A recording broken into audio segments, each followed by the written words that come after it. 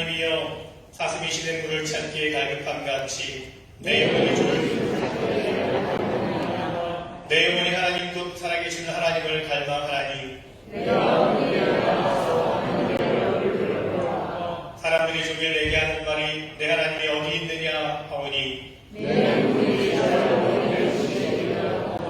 내 영혼아 내가 어찌하여 낙심하며 어찌하여 내 속에서 불안해하는가.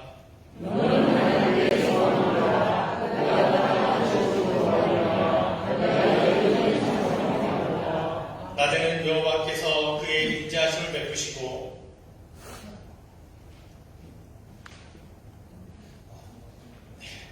마지막인 것 같습니다. 우리 함께 사도신경 고백하면서 우리 믿음의 고백을 올려드리겠습니다. 전능한 사천지를 만드신 하나님 아버지를 내가 믿사오며 그의 외아들 우리 주 예수 그리스도를 믿사오며 이는 성령으로 잉태하사 부정과 마리아에게 하시고 본디오 빌라도에게 고난을 십자가로 박혀 죽으시고 장사한 지 사흘 만에 죽은 자 가운데서 다시 살아나시며 하늘에 오르사 전능하신 하나님 우편에 생기시다가 저리로서 산 자와 죽은 자를 심판하러 오시리라. 성령을 믿사오며 거룩한 공예와 성도가 서로 고통하는 것과 죄를 사하여 주시는 것과 몸이 다시 사는 것과 영원히 사는 것을 믿사옵나이다. 아멘.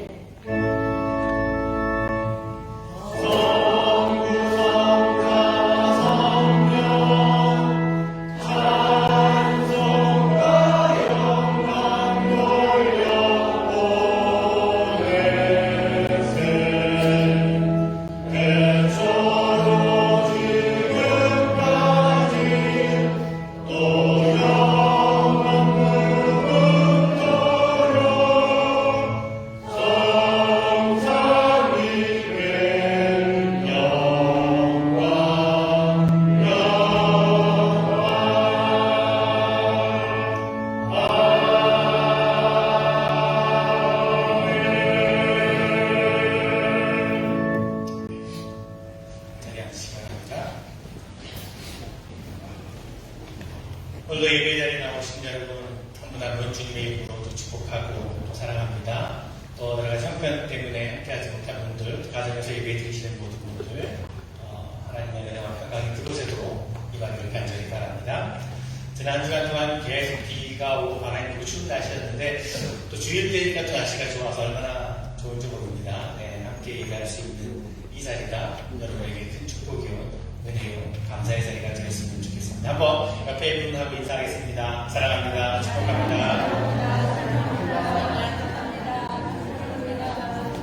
네, 감사합니다.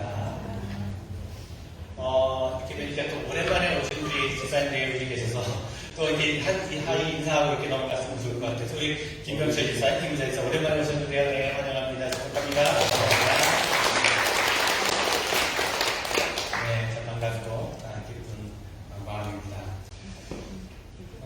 교회 소식을 나누도록 하겠습니다. 다시 한번 여러분 계속해서 안전한 예배를 위해서 힘들게 해주시기를 바라고요. 오늘은 사순절 두 번째 주일입니다. 주님의 고난과 십자가의 길을 묵상하면서 의미 있는 사순절 보내시기를 바라고요. 그 영적인 훈련의 기회로 삼으시기를 바랍니다. 부활주일 4월 9일 부활주일에 세례받기를 원하는 분, 유아세례도 마찬가지입니다. 원하시는 분은 저에게 말씀해 주시기를 바라고요.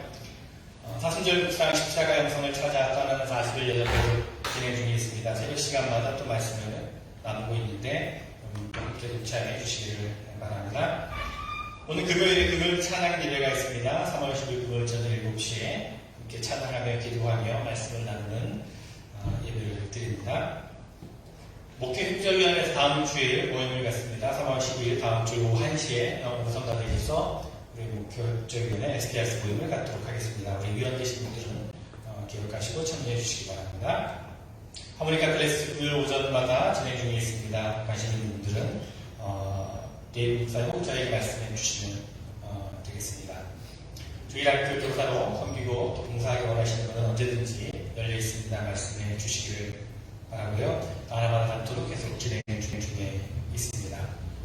그럼 개인적인 기도 제목이나 또 주고 요청이 있으시면 언제든 말씀해 주시면 이렇게 기도하고 중보하고 기도하도록 하겠습니다. 혹시 신방을 받기 원하시는 분들도 말씀해 주시기를 바랍니다. 저는 오늘 저녁에 캘리포니아로 가서 3일 정도 이제 중요한 컨퍼런스가 있어서 참여하고 목요일날 돌아오게 됩니다. 여기서 기도해 주시길 바라고, 새벽 예배 화수목은 강의님들께서 하고 싶지 않아서 인도해 주실 것입니다. 기도해 주시길 바랍니다. 오늘 애차는 우리 최선희 변사님, 문명의 동네님 함께 선교해 주셨고요. 재단 위안은 우리 이일여 성도님께서 헌신해 주셨습니다. 감사드립니다. 기도하겠습니다.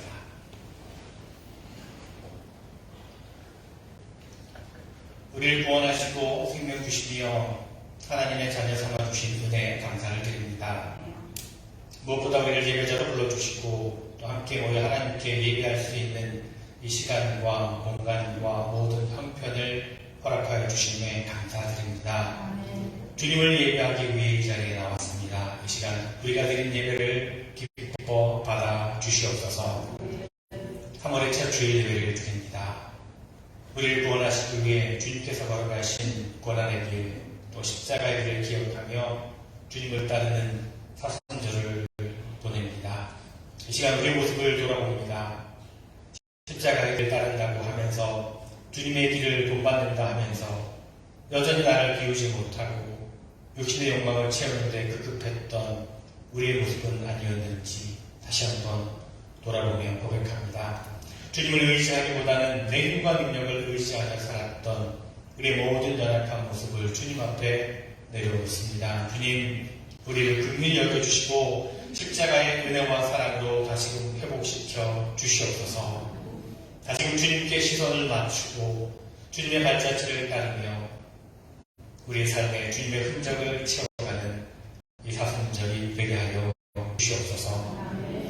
주님, 세상은 평화를 원하지만 분쟁과 분열과 다툼의 소식이, 전쟁의 소식이 늘어만 가고 있습니다. 모든 분열과 정쟁을 그치고 주님께서 주시는 참된 평화가 속히 임하게 하여 주시옵소서. 재난과 전쟁으로 인해 두려움 가운데 있는 이들, 생명의 위협 앞에 놓인 이들 주님께서 지키시고 소망을 놓지 않도록 하여 주시옵소서. 참으로 우리를 긍휼히 여겨주시고 생명을 살리는 일, 하나님의 나라를 이루어가는 일에 쓰임받는 저희를 되게 하여 주시옵소서. 주님, 이 시간 예배자로 나온 성도들 한 사람 한 사람 주님께서 찾아가 주시고 만나 주시고 또한 품어 주시옵소서. 여러 가지 삶의 무거운 짐을 가지고 나온 성도들이 있습니다.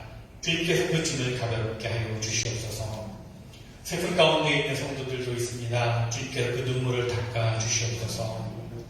육신의 아픔 가운데 있는 성도들, 아픈 이들을 위해 안타까워하는 성도들이 있습니다. 주님께서 안수해 주시고 치료와 회복의 은혜를 허락하여 주시옵소서. 참으로 예배를 통해서 주님께서 주신 평안과 안식을 누리는 우리 모두가 되게 하여 주시옵소서. 이 모든 예배의 순서를 주님께 맡겨드립니다. 찬양과 말씀과 성찬을 통해서 우리 향하신 주님의 뜻을 깨닫게 하시고 그 뜻대로 순종하며 살아가겠노라고 한번 고백하며 결단하는 이 예배의 자리가 되게 하여 주시옵소서. 성령께서 이 예배를 주장하여 주시옵소서. 오직 주님 홀로 영광 받으시오며 예수 그리스도의 이름으로 기도드리옵나이다. 아멘.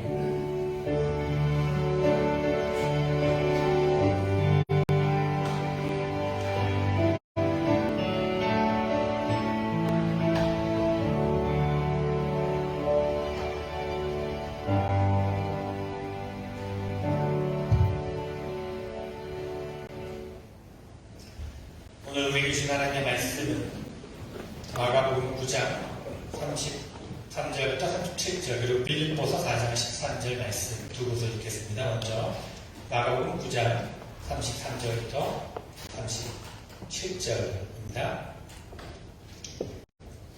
가버나움에 이르러 집에 계시되 제자들에게 물으시되 너희가 길에서 서로 토론하는 것이 무엇이냐 하시되 그들이 잠잠하니 이른 길에서 서로 누가 크냐 하고 쟁론하였습니다.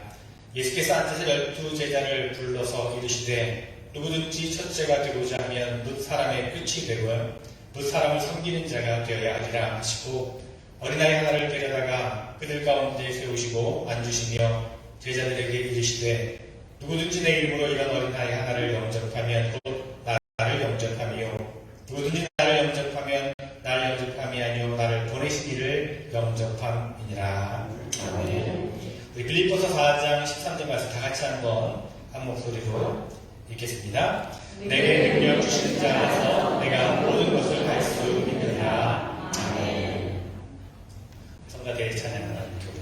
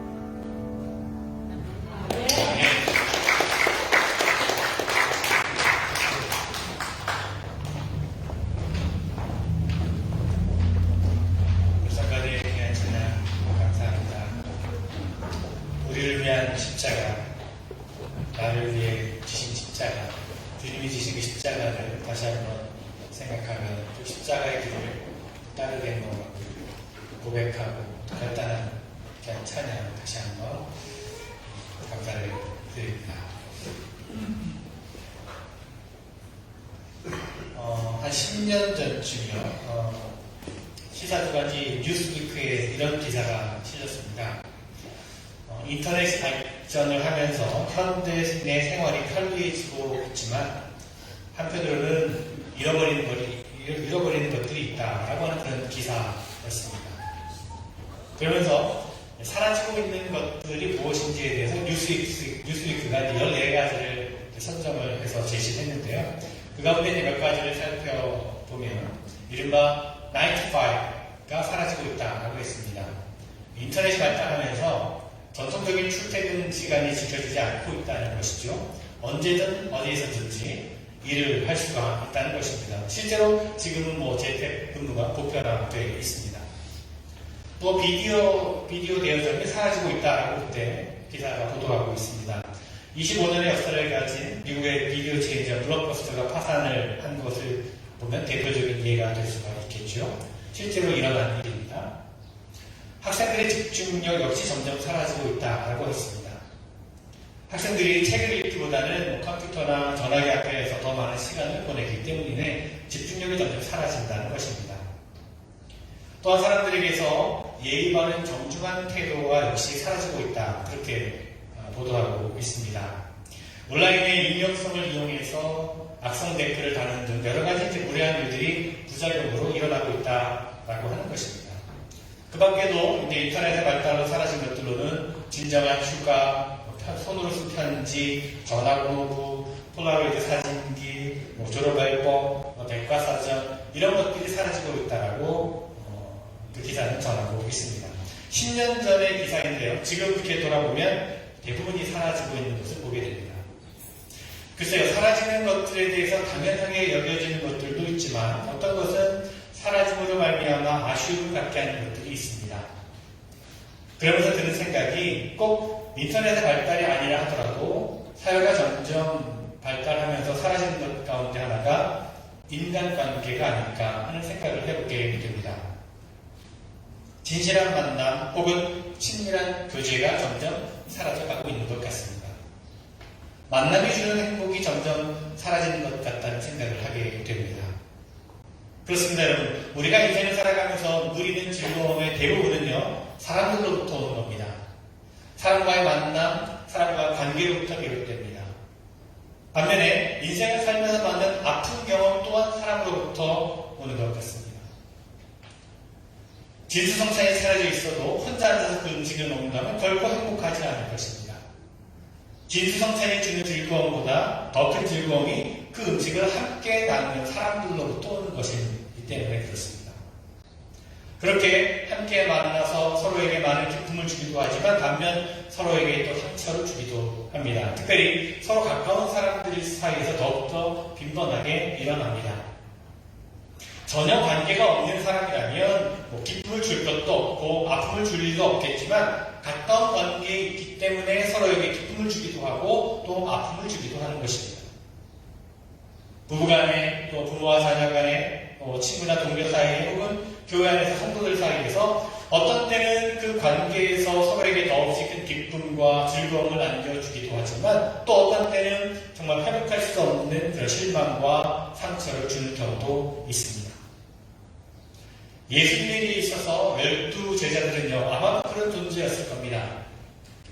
예수님께서는 제자들을 부르시고 3년 동안의 공생애 동안에 거의 모든 시간을 제자들과 함께 보내셨습니다. 함께 먹고, 함께 자고, 함께 다니며, 함께 사역을 하셨습니다. 정말 친형제들보다도 더 가깝고 친밀하게 예수님 곁에서 함께 했던 제자들이었습니다. 자, 이렇게 예수님과 늘 함께 했던 제자들은요, 때로는 예수님에게 더 없는 기쁨이 되기도 했고, 또 때로는 더 없는 상처를 주기도 했습니다. 그런 존재들이었습니다. 오늘 우리가 읽은 마가복음의 말씀은요, 가버나움이라고 하는 동네에서 있었던 일로 예수님의 마음을 무척 답답하게 만들었던 일 가운데 하나입니다. 예수님께서는요, 이제 앞으로 자신이 받게 될 고난과 또 죽음 당할 것을 2번씩이나 제자들에게 예고하셨습니다. 하지만 제자들은 무지함으로 말미암아 예수님의 마음을 헤아리지 못했습니다. 오히려 그들의 관심은 이제 예수님께서 예루살렘으로 올라가셔서 권력을 가진 사람들을 다 몰아내고 새로운 왕이 되셔서 다윗 시대의 영광을 다시 회복하게 되면 그들에게 돌아올 몫이 얼마나 될지 여기에 온통 관심이 있었습니다. 제자들. 그래서 제자들끼리 서로 다투는 문제가 자주 있었는데 그들 가운데 누가 큰 사람이냐, 누가 더 높은 자리에 앉을 것이냐, 누가 더 큰 사람이 될 것이냐, 이 문제를 가지고 다투는 일이 생겼습니다. 누가 큰 사람인가에 대한 물음이 그 이면에는요, 자신이 가장 큰 사람이 되고 싶어하는 욕망이 감추어져 있습니다. 이 물음은 지극히 권력을 지향하는 질문입니다. 마태복음 24장에 보면요, 야고보와 요한의 어머니가 예수님을 따로 찾아와서 물었습니다. 일종의 청탁을 한 거죠. 예수님께서 예루살렘에 올라가셔서 메시아의 사역을 완성하시게 되면 자기 자녀들을 높은 자리에 앉혀달라는 겁니다. 하나님 좌편에 하나님 우편에 앉혀달라는 겁니다. 일종의 청탁을 한 거죠. 자, 여러분이 만약 예수님이라면 이런 제자들을 대하는 심정이 어떠셨겠습니까? 3년이라고 하는 짧지 않은 세월 동안 가장 가까이에서 함께 동고동락했지만 제자들은 여전히 예수님이 어떤 분인지를 알지 못했습니다. 예수님의 마음이 무엇인지, 예수님께서 원하시는 것이 무엇인지, 예수님의 뜻을 그들은 알지 못했습니다. 예수님은 제자들과 친밀한 관계를 가지셨습니다. 그런데 제자들은 여전히 예수님에게 있어서는 타인처럼 살아가고 있었던 것입니다. 게다가 제자들은 하나같이 부족하고 어리석고 의심 많고 또 이기적인 사람들이었습니다. 자, 이런 상황에서 예수님께서는 제자들에게 가르침을 주십니다. 누가 큰 사람인가? 누가 높은 사람인가? 라고 하는 질문에 대해서 진짜 큰 사람, 진짜 힘을 가진 사람은 겸손히 자신을 낮추고 먼저 남을 섬기는 사람이다 라고 오늘 가르쳐 주십니다. 누가 가장 큰 사람인가? 라고 하는 질문은 우리 인간이 살아가면서 어디든지 어떤 때든지 던져지는 질문입니다. 어느 시대나 끊임없이 나오는 질문입니다. 인간은요, 언제나 다른 사람과의 관계를 맺으며 살아가면서 또한 동시에 다른 사람과 경쟁을 하면서 살아갑니다. 자기의 존재 가치를 다른 사람과의 비교 우위 속에서 찾는 본성이 우리에게 있기 때문에 그렇습니다. 남들보다 조금이라도 더 앞서고 남들보다 조금이라도 더 많이 가지고 더 유명해지고 좀 더 강해지고 좀 더 멋있어 보여야 살아가는 보람을 느끼는 것 같습니다. 우리 인간의 본성이 그렇습니다. 자꾸 다른 사람과 비교하면서 내가 좀 더 잘 되기를 바라는 거죠. 있는 그대로의 모습과 상황에 만족하지 못하고 끊임없이 남들보다 더 나아 보이고 조금이라도 더 가지기 위해서 몸부림칩니다. 우리 인간의 역사에서 볼 때 인간들은 언제나 이 비교 평가를 그 틀에서 벗어나지 못했던 것을 깨닫게 됩니다. 특히 갈수록 경쟁이 치열해지는 현대인들에게 누가 더 큰 사람인가, 누가 더 높은 사람인가, 누가 더 힘이 있는 사람인가 라고 하는 질문은 생존과 연결되어 있습니다. 사회적인 차원에서 다른 사람에게 지는 것은 결국 도태되는 것을 뜻하기 때문이죠. 글쎄요, 이런 경쟁의식이 역사를 발전시켜 왔다라고 하는 긍정적인 평가를 할 수도 있겠지만 이로 인해서 잃어버리는 것이 너무나 많다는 것을 깨닫게 됩니다. 특히 우리 신앙인들에게 있어서 이렇게 세상의 풍조에 휩쓸려 살아가다 보면 예수님께서 보여주신, 예수님께서 가르쳐주신, 예수님께서 원하시는 삶의 본질적인 모습을 잃어버리게 됩니다. 제가 뉴욕에서 공부할 때 제가 아는 선배 목사님이 있었는데 이 목사님이 그분의 가정이 이제 이민 초기에 참 많은 고생을 했습니다. 하지만 공부를 잘 하셔서 훗날 좋은 대학에 졸업을 하고 또 신학교에 가서 박사학위도 받아서 교수가 되었는데 그리고 이제 신학교에서 중요한 직책도 맡으셨습니다. 그런데 이분이 우리 유학생들을 만날 때마다 꼭 했던 이야기가 있습니다. 그것은 I got a power. I got a power. 내가 힘을 얻었다는 겁니다. 이제 나는 힘을 얻었다. I got a power. 아마도 인생의 고된 인생길을 이렇게 지나오면서 이민자의 삶을 살아오면서 다른 사람들에게 당했던 서름과 상처가 아마 많았던 것 같습니다. 그래서 아무에게도 무시당하지 않고 누구에게든지 당당하게 지기 위해서는 힘을 가져야 된다라고 하는 어떤 그런 강박관념이 그분 몸에 배어있지 않았나 그렇게 생각을 합니다. 그래서 파워라고 하는 것이 이분의 삶의 목표처럼 되었어요. 그래서 이제는 좀 큰 소리도 좀 치고 또 힘도 행사할 수 있는 그런 자리에 올라앉게 되자 I got a power 라고 그렇게 우리에게 늘 말하는 겁니다. 그래서 우리에게도 그런 파워를 가지라고 얘기합니다.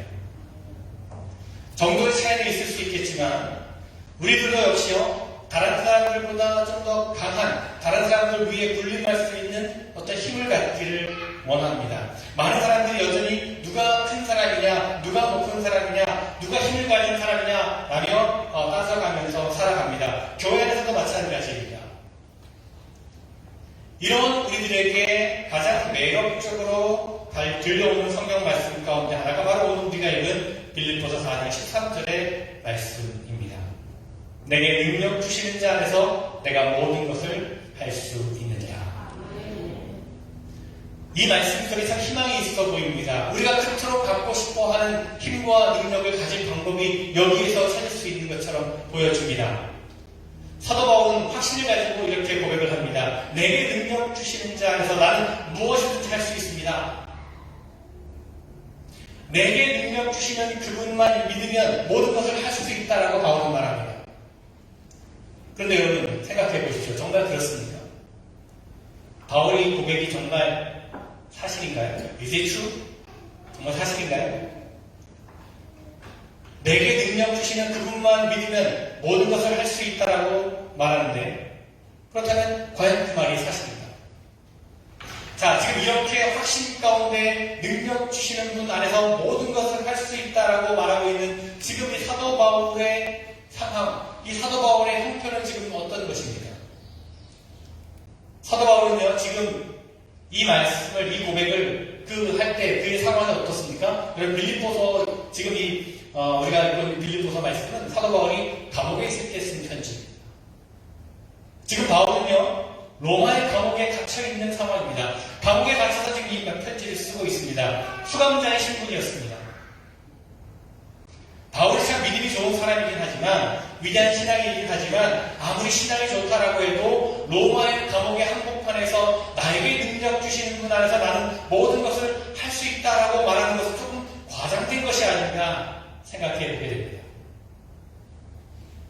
바울이 현실적으로 감옥 안에서 할 수 있는 것이 무엇이 있었겠습니까? 모든 것은커녕 아무것도 할 수 없는 그런 처지입니다. 그런 상황입니다. 그렇다면 나에게 능력 주시는 분 안에서 나는 모든 것을 할 수 있다라고 하는 이 바울의 고백은 거짓말인 건가요? 아니면 무모한 그런 확신인가요?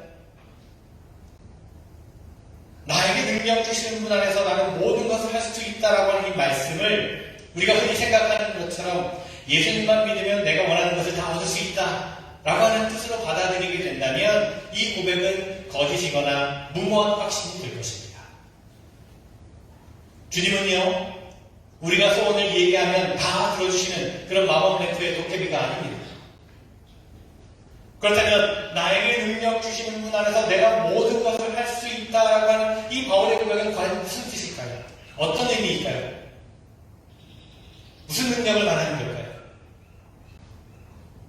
자, 우리가 일반적으로요, 사람들은요, 외적인 조건이 해결되면 다 해결됐다고 생각을 합니다. 경제적인 수입이 일정하거나 넉넉하면 가정이 안정되고 가족관계도 편해질 거라고 생각을 합니다. 어떤 힘을 가진 높은 자리에 오르게 되면 더 이상 무시당하지 않고 자유로울 수 있다고 생각을 합니다. 바쁜 스케줄만 조금 느슨해진다면 마음의 평안을 찾을 수 있다고 생각을 합니다. 아이들이 좋은 대학에만 들어가기만 하면 자유롭게 인생을 펼칠 수 있을 것이라고 생각을 합니다. 기술을 잘 배우고 나면 남들에게 더 긍정적인 평가를 받을 것으로 기대를 합니다. 아무개 집사, 아무개 권사만 교회 나오지 않으면 교회가 참 평화로울 것 같다고 생각을 합니다. 왼수 같은 저 인간이 내 눈에만 안 보이면 더 이상 근심이 없을 것 같다고 생각을 합니다. 이 질병만 극복을 하면 무엇이 다 할 수 있을 것 같다고 생각합니다. 정책이 바뀌고 정권이 바뀌고 뭔가 시스템이 바뀌면 더 행복할 것 같다라고 생각을 하기도 합니다. 여러분, 이렇게 우리가 외적인 조건에서 찾는 이 모든 해결책은 나에게 능력 주시는 분 안에서 내가 하고 싶은 모든 것입니다. 기도할 때마다 우리가 원하는 모든 것이 우리에게 필요한 해결책이 예수님의 이름으로 이루어지기를 우리는 기도합니다. 소위 기도의 능력을 우리는 믿습니다. 사실 이런 믿음이 우리에게 필요합니다. 실제로 예수님은 모든 것을 하실 수 있는 분이십니다. 물로 포도주를 만드시고 무리를 걸어가시고 작은 도시락 하나로 수천 명을 먹이시고 각종 질병을 치유하시고 사람의 마음을 꿰뚫어 보시고 심지어 죽은 사람도 살리시지 않습니까? 예수님은 모든 것을 하실 수 있는 분이었습니다.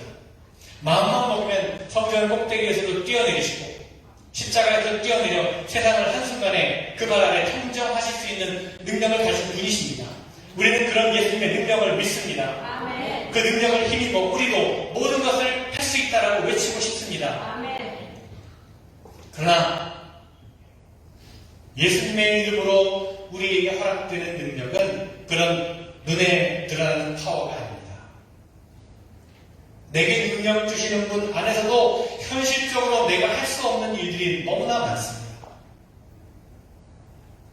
아니, 우리는 우리 주변의 여러 문제들 앞에서 그것을 해결하지 못하고 남겨놓아야 될 때가 더 많습니다.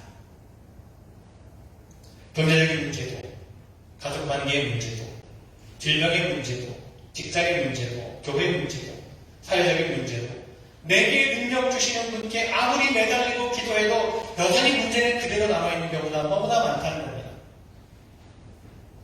그래서 낙심하고 실망할 때가 많습니다. 그렇다면 여러분, 내게 능력 주시는 자 안에서 내가 무엇이든지 할 수 있다라고 하는 이 말의 뜻이 무엇입니까? 내게 능력 주시는 주님 안에서 우리가 얻게 되는 그 능력은 무슨 능력입니까? 그 능력은 바로 받아들임의 능력입니다. 나에게 능력 주시는 분 안에서 나는 모든 것을 받아들일 수 있습니다. 라고 하는 고백입니다. 사도 바울은 감옥에 갇혀 있었습니다. 감옥은 그가 원하는 곳이 아니었습니다. 자기 말로 들어가는 것도 아니고 마음만 먹으면 나올 수 있는 곳도 아니었습니다. 감옥은 기쁨으로 선택한 곳이 아니라 강제적으로 주어진 힘든 현실이었습니다. 그러나 바울은 그 상황을 받아들일 수 있었습니다. 처음에는 내가 지금 주님의 일을 해야 되는데 내가 이렇게 무기력하게 갇혀있어야 되겠는가 이해할 수 없었을 겁니다. 그러나 바울은 감옥 안에서 조용히 주님을 생각하면서 늘 자신보다 한 발짝 더 먼저 가시는 주님을 바라보면서 이 감옥이라고 하는 상황을 있는 그대로 받아들일 수 있었을 겁니다. 그리고 주어진 상황을 받아들이게 되니 기쁨도 감사도 그의 마음 가운데 찾아왔습니다. 있는 그대로를 받아들임으로써 자신이 기뻐하고 만족할 수 있게 되니까 다른 사람들에게도 주님 안에서 항상 기뻐하십시오. 다시 말합니다. 기뻐하십시오. 항상 기뻐하십시오라고 말할 수 있게 되었습니다.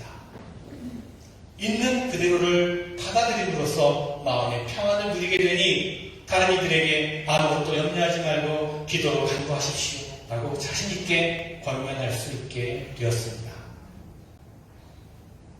현실적으로 지금 바울은 어떤 것도 변화시킬 수 없고 극복할 수 없는 현실이었습니다. 하지만 모든 것을 받아들일 수 있게 되니 어떤 것도 감당할 수 있게 된 것입니다.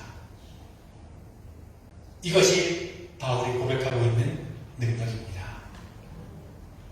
능력 주신 분으로부터 받은 능력입니다. 이 능력은 우리가 원하는 대로 우리 인생을 만들어가는 그런 능력이 아닙니다. 어떤 파워에 근거한 능력이 아닙니다. 예수님의 능력은 모든 것을 자신의 뜻대로 변화시키는 파워가 아닙니다. 그것은 오히려 묵묵히 모든 것을 받아들일 줄 아는 능력, 즉 무능력의 능력입니다. 파워레스 파워. 무력함의 능력입니다. 이것은 우리 인간이 가진 생각과 상식과 지식과 논리로는 이해할 수 없지만 그러나 이 속에 진리가 담겨져 있습니다. 즉 십자가의 능력입니다. 죽음으로써 사는 것. 이것은 우리 지식과 논리로는 이해되지 않지만 분명 예수님 안에서 실현된 진리입니다. 낮아짐으로써 높아지고 약해짐으로써 강해지고 섬김으로써 섬김을 받는 것입니다. 이 모든 것들이 바로 주님이 주신 능력입니다. 바로 무력함의 능력입니다. 파워레스 파워. 사순절을 보내고 있습니다. 사순절에는 우리는 예수님의 고난받으심과 죽으심을 늘 묵상하게 됩니다. 예수님의 마지막 삶의 모습을 보면 철저하게 수동적이고 나약해 보이고 참으로 무기력하게 짝이 없이 보이는 그런 삶의 모습을 보게 됩니다. 대제사장에게 넘겨주셨고 또 끌려가셨고 고통당하셨고 결국 십자가에 못 박히셨습니다. 철저하게 수동적인 삶을 마지막에 사신 겁니다.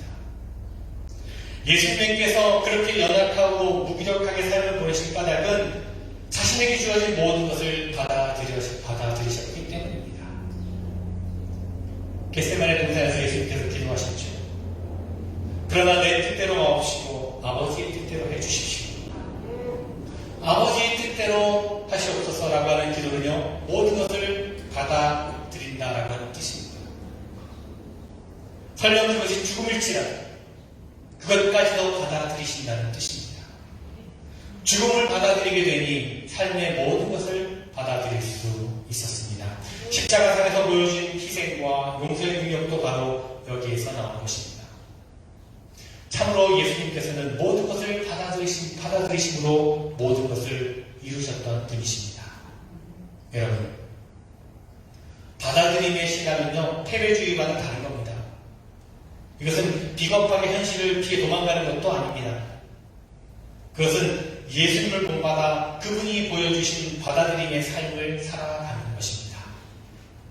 모든 것을 하나님의 뜻에 맡겨드리며 모든 것을 받아들이는 사람은 결국 모든 것을 감당할 수 있게 됩니다.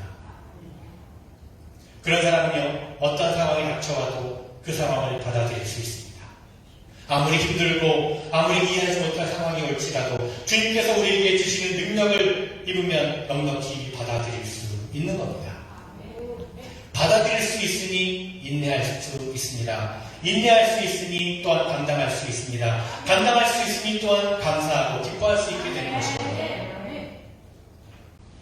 아무리 이해하지 못할 사람, 아무리 용서하지 못할 사람이라도 주님께서 우리에게 능력을 주셨으면 넉넉히 받아들일 수 있는 겁니다. 받아들일 수 있으니 용서할 수 있는 겁니다. 용서할 수 있으니 화해할 수 있습니다. 화해할 수 있으니 사랑할 수 있는 겁니다.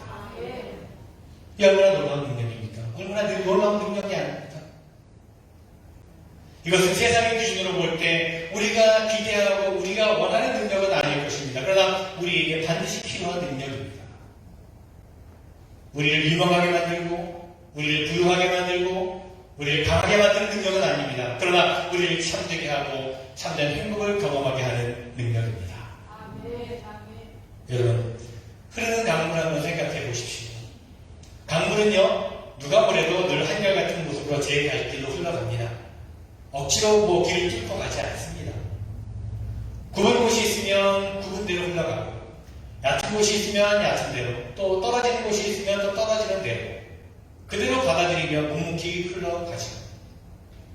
자기를 가로막는 것이 있으면 그 탓하는 법이 없이 막히면 막히는 대로 돌아갑니다.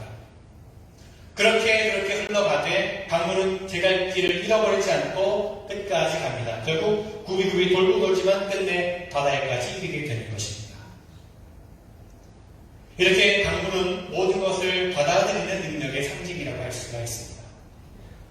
아무도 탓하지 않고 굽이굽이 돌아가면서 약한 듯 강하게 제 갈 길을 멈추지 않으면서 점점 더 넓어지고 또 깊어집니다. 그리고 끝내 목적지에 다다르게 됩니다. 이것이 받아들임의 능력입니다. 여러분, 예수님께서 우리의 욕심을 채워주시지는 않습니다. 오히려 그 욕심을 비워주십니다. 욕심의 기초에서 모든 것을 할 수 있도록 만들어주시지 않습니다. 오히려 욕심을 비워낸 자에게 모든 것을 받아들이도록 해주심으로 어떤 일이든지 어떤 사람이든지 감당하도록 해주십니다. 나에게 능력 주시는 분 안에서 나는 모든 것을 받아들일 수 있습니다. 여러분, 이 고백이 우리의 고백이 되었으면 좋겠습니다. 그래서 우리가 어떤 일을 만나든지 인내하고 또 감사할 수 있으며 또 누구를 만나든지 함께할 수 있습니다. 이것이 참된 능력입니다. 이것이 약함으로 강함을 이기는 능력입니다. 이것이 예수 그리스도 안에서 우리 모든 믿는 자들에게 주어지는 은혜입니다. 여러분, 이 능력과 은혜가 우리 모두에게 있기를, 그리고 그로 인해서 기뻐하고 감사할 수 있는 삶을 살아가는 우리 모두가 되었으면 좋겠습니다. 그럼 여러분 모두가 되시길 간절히 주님의 이름으로 축원을 드립니다. 기도하겠습니다. 가난해지심으로 부유해지신 주님, 섬기심으로 섬김을 받으시는 주님, 낮아지심으로 높아지신 주님, 죽으심으로 죽음의 세력을 이기신 주님, 우리에게 은혜를 베풀어 주시옵소서. 주님께서 보여주신 삶을 따르게 하여 주시옵소서. 참으로 주님이 주시는 능력을 소유하기를 원합니다. 주님의 주신 능력을 힘입어서 우리로 하여금 모든 것을 받아들이게 하여 주시옵소서. 어려운 문제는 어려운 대로 받아들이고, 쉽지 않은 사람은 그 모습 그대로 받아들이고 품게 하여 주시옵소서. 받아들임으로 극복하게 하시고, 받아들임으로 감당할 수 있는 능력을 또한 허락하여 주시옵소서. 받아들임으로 참 자유함을 경험하며, 받아들임으로 참된 평안을 누리게 하여 주시옵소서. 예수 그리스도의 이름으로 기도드렸나이다. 찬양하시겠습니다.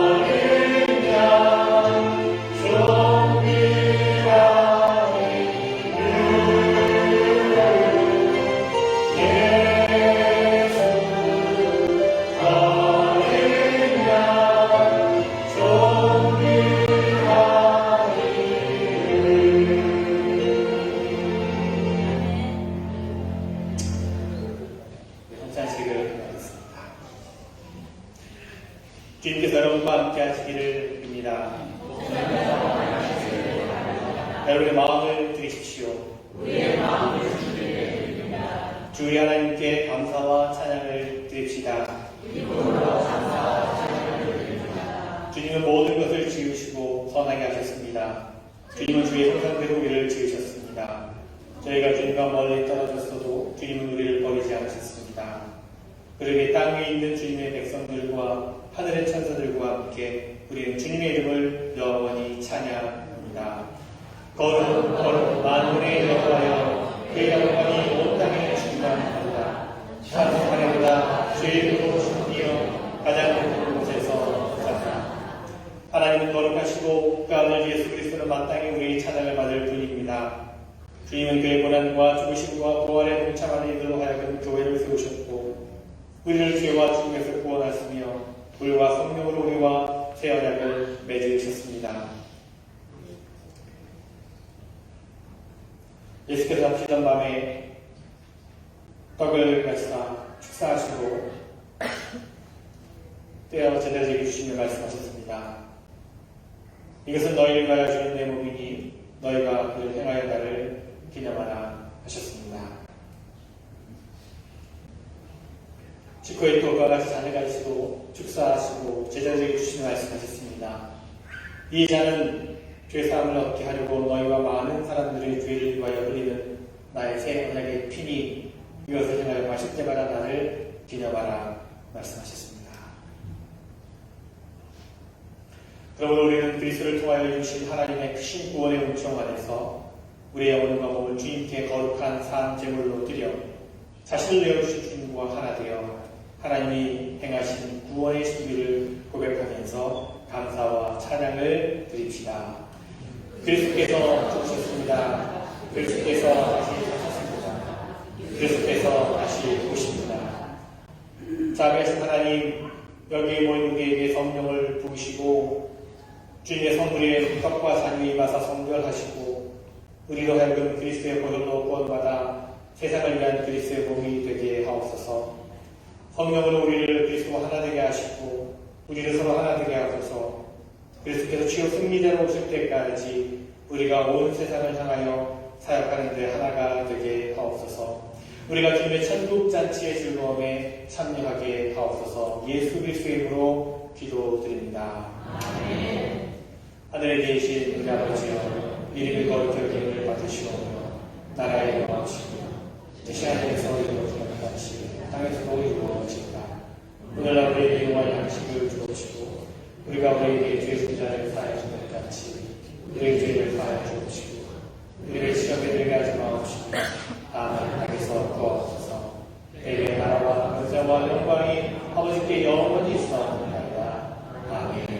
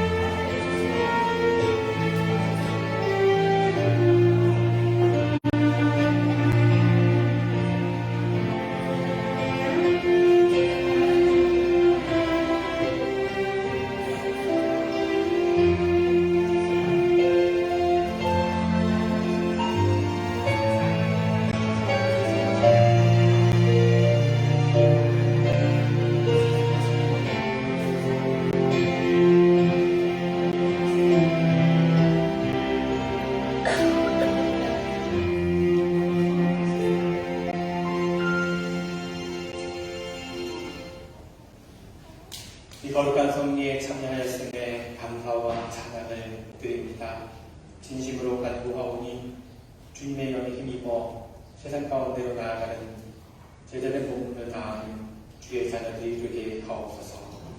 예수님의 이름으로 기도합니다. 아멘.